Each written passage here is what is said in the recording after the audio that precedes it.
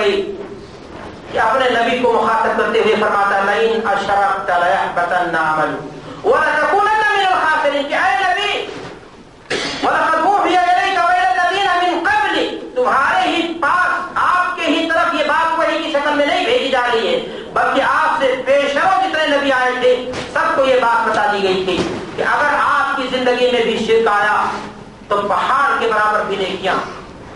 समंदर के कतार से भी ज्यादा अल्लाह के रसूल सल्लल्लाहु अलैहि वसल्लम ने रब की किबरियाई और उसका नक्शा बयान किया कि सारी चीजें बर्बाद हो जाएंगी और आप खसारा और घाटा उठाने वाले लोगों में से हो जाओगे। उसे तो चाहिए कि जाए अल्लाह से वो पूछे कि अल्लाह तबारक व तआला को क्या जरूरत पेश आ गई, और उसने अपने नबियों को इतने सख्त लफ्जों में अल्टीमेटम दे दिया, जबकि उन नफूसे कुदसिया से, उन हस्तियों से इस किस्म के आमाल का सुदूर भी मुमकिन नहीं था। बिला शुबहा नबी को मुखातब करके उम्मत को बताया गया है कि आम उम्मती इस बात को जान ले कि जब नबी के आमाल तबाह और बर्बाद हो सकते हैं शिर्क में डूबने के बाद, तो हमारा और आपका मामला क्या हो सकता है। मेरे भाइयों और दोस्तों, मुशरिक नजीस होता है, पलीद होता है, चाहे वो इत्र और मुश्के अंबर से रोज है गुस्ल करे, लेकिन शिर्क की गलाजत और गंदगी अल्लाह की निगाह में इतनी खतरनाक है कि ऐसा शख्स नापाक होता है। अल्लाह तबारक व तआला कुरान मजीद में इरशाद फरमाता है या अय्युहल्लज़ीना आमनू इन्नमल मुशरिकून नजसुन फला यक़रबुल मस्जिदल हराम बअदा आमिहिम हाज़ा। इसी तरह मेरे भाइयों,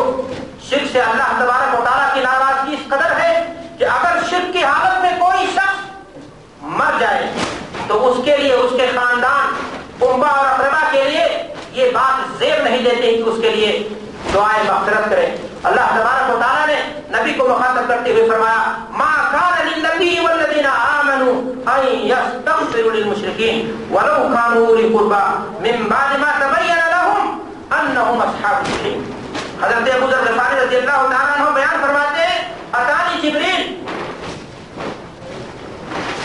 फबश्शरनी अन्नहु मन माता मिन उम्मतिका ला युशरिकु बिल्लाहि शयअन दखलल जन्नह। हज़रत अबू ज़र ग़िफ़ारी बयान फरमाते हैं कि नबी मोहतरम सल्लल्लाहु अलैहि वसल्लम ने हमें ये बात बयान फरमाई कि हमारे पास जिब्रील आए और हमें इस बात की बिशारत दे गए कि जो शख्स इस दुनिया से जाते हुए चोरी का गुनाह भी ले जाए और दीगर गुनाह ले जाए, होना नहीं चाहिए, लेकिन फिर भी वो अल्लाह की जात से उम्मीद है अगर वो शिर्क करके नहीं गया है कि अल्लाह तबारक व तआला उसे माफ कर सकता है, लेकिन तमाम नेकियां लेकर के जाए, पहाड़ के बराबर भी उसकी हसनात हो, लेकिन अल्लाह की जनाब में शिर्क भी करके अगर गया है तो अल्लाह तबारक व तआला उसकी नेकियों को बर्बाद कर देगा और उसका ठिकाना जहन्नम बना देगा। हजरत मुआज़ रज़ियल्लाहु तआला अन्हु बयान फरमाते हैं औसानी खलील रसूलुल्लाह सल्लल्लाहु अलैहि वसल्लम बिअशरि कलिमातिन, 10 बातों की हमें अल्लाह के रसूल सल्लल्लाहु अलैहि वसल्लम ने वसीयत की। जरा गौर फरमाएं नसूसे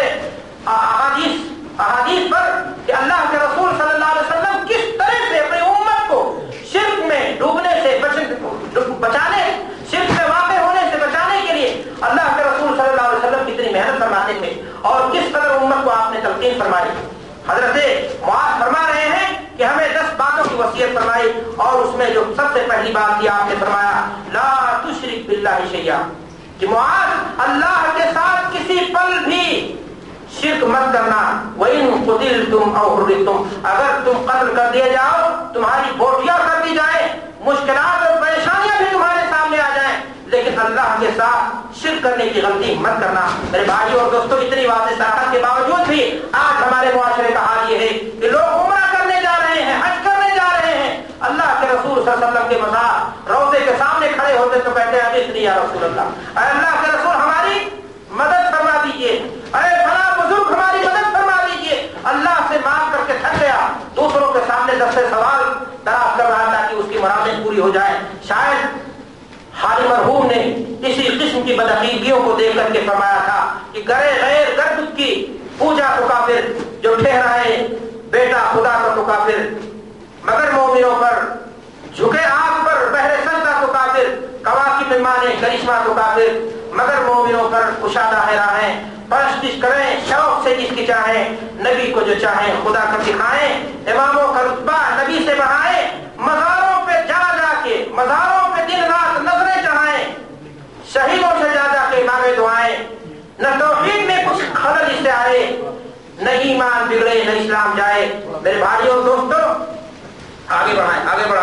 آگے بڑھ جائیں تھوڑا تفسر ہونے میں جا رہی شرک اکبر کا مرتکب اگر مر گیا توبے کے بغیر تو اس کا ٹھکانہ یقینی طور سے جہنم ہے. اللہ تبارک و تعالیٰ قرآن مجید میں ارشاد فرماتا ہے انہ من یشرک باللہ فقد حرم اللہ علیہ الجنہ ومأواہ النار وما للظالمین من انصار.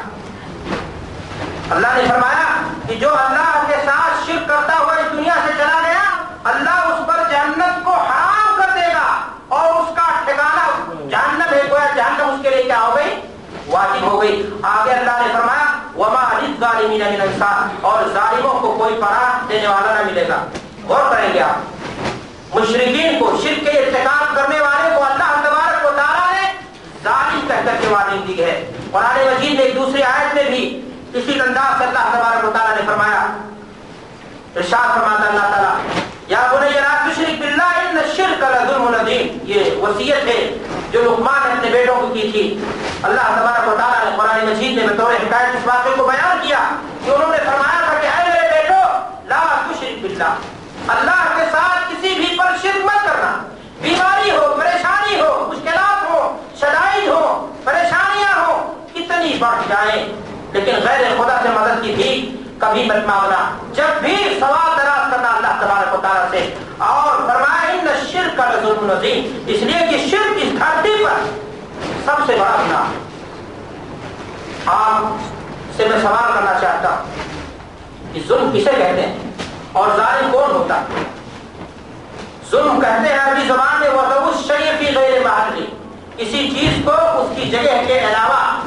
رکھا جائے. اور ظالم ہوتا ہے وہ شخص جو یہ کام کیا کرے انجام دے. اب آپ بتائیے کہ پیشانی اللہ نے بنائی جھکنے کے لیے اپنے سامنے اگر اس پیشانی کو غیر اللہ کے سامنے جھکا رہے ہیں آپ تو ظالم ہے یا نہیں؟ اعضاء اور جوارح اللہ تبارک و تعالیٰ نے دیے ان کو اگر غیر اللہ کے لیے لگاتے ہیں تو پھر شرک ہوا یا نہیں اور دھرتی کے مالک کے ساتھ ظلم ہوا یا نہیں؟ زبان اللہ تبارک و تعالیٰ نے دی تاکہ اس کی کبریائی کا نغمہ بیان کیا جائے لیکن اگر کوئی شخص کسی زبان سے غیر اللہ سے مدد کی بھیک مانگتا ہے تو یہ شرک ہوگا یا نہیں؟ میرے بھائیوں اور دوستوں اور آپ ظالم کہے جاؤ گے یا نہیں؟ حضرت عبداللہ بن مسعود رضی اللہ تعالیٰ عنہ بیان فرماتے ہیں کہ میں نے نبی محترم صلی اللہ علیہ وسلم سے دریافت کیا کہ اے اللہ کے رسول ای الذنب اکبر یا رسول اللہ کہ اے اللہ کے رسول سب سے بڑا گناہ کیا ہے؟ تو آپ صلی اللہ علیہ وسلم نے فرمایا ان تجعل للہ ندا وهو خلقک کہ تم اللہ کے ساتھ اللہ کی مخلوق میں سے کسی کو کیا کر دو اس کا ساجی اور شریک بنا دو. اللہ کے رسول صلی اللہ علیہ وسلم نے صرف اتنا جواب نہیں دیا کہ شرک اس دھرتی کا سب سے بڑا گناہ ہے بلکہ علت بھی بتا دی. کیا فرمایا ان تجعل للہ ندا وهو خلقک پیدا اس نے کیا اور بندگی تم کسی اور کے لیے کرو. میرے بھائیوں اور دوستوں آپ روزی کمانے کے لیے اور ہم سب یہاں آئے ہوئے ہیں لیکن آپ یہ بتائیں اگر کوئی شخص اپنے کفیل سے چوری چھپے کسی غیر کے یہاں کام کرے تنخواہ وہ دے ذمہ داری پر اس کے آپ آوے کام اس کے یہاں نہ کرے غیروں کے یہاں کرے آپ بتاؤ آپ کے کفیل کو یہ بات برداشت ہوگی؟ نہیں برداشت ہوگی. بیوی آپ کی ہے آپ کے حقوق ادا کرتی ہے اس کی ادنا سے مسکراہٹ بھی کسی اور سے آپ کو یہ بات برداشت نہیں ہوگی. ذرا ان مزاروں کے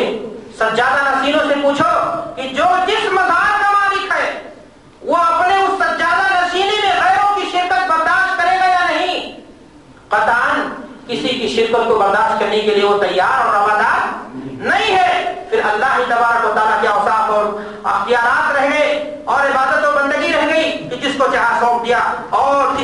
جس کے چاہے ہم نے حوالے کر دیا اور اس کے باوجود بھی ہم سمجھتے ہیں کہ ہم نے کوئی غلط کام نہیں کیا. افسوس کی بات ہے آج ہمارے معاشرے میں دینی مثالیں دی جاتی ہیں کہا یہ جاتا ہے کہ وسیلہ ضروری ہے. اللہ تک کیسے پہنچو گے؟ تم یہاں کسی کورٹ اور کچہری میں کسی جج تک پہنچنے کے لیے تم کو منتری کی ضرورت پڑتی ہے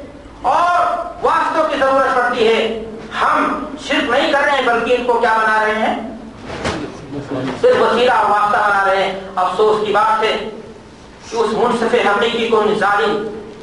ججوں کے سامنے لا کر کے کھڑا کر دیا گیا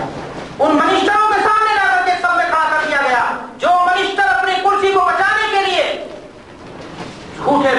ताउन को लेकर के जीत करके यहाँ तक आया है, वो देखता है कि मेरा मुअय्यद मुजरिम है, कानून उस पर जुर्म साबित कर चुका है, लेकिन फिर भी उसकी हिमायत करता है ताकि अगले मर्तबा इलेक्शन में उसका क्या करेगा,